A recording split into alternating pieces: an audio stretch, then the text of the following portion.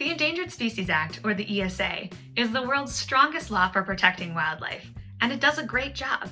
Almost every species that has ever been listed under the ESA is still with us today. Part of that strength comes from the fact that the ESA doesn't just consider the needs of species on public lands, like national forests or parks. It also considers the needs of species on private lands, and approximately 2/3 of all threatened and endangered species in the US have some habitat on private lands.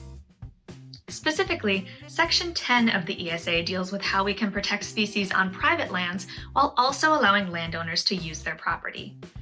The ESA prohibits the taking, killing, harming, and harassing of all endangered and most threatened species.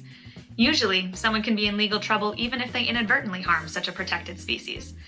This can be a problem for someone trying to use land where such species live. So how can they protect themselves? Through an incidental take permit. An incidental take permit is a special permit issued under the ESA to private landowners, states, and local governments who are undertaking projects that might result in harm to an endangered or threatened species, incidental to otherwise legal activities, and protecting the landowner from liability. The permit also helps limit the harm done to species that may occur through activities carried out on those lands.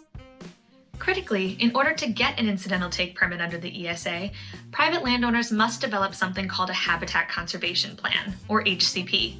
An HCP is a planning document that describes the project, how it might affect any listed species, and what the private landowner will do to minimize or mitigate any harm to protected species.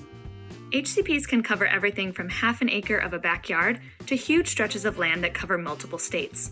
But the goal remains the same: allow for private property owners to use their land while also ensuring we meet the needs of the country's imperiled species.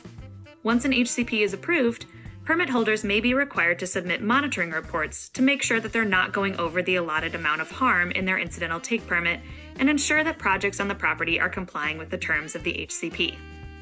HCPs are just one way the ESA works to protect species across the landscape.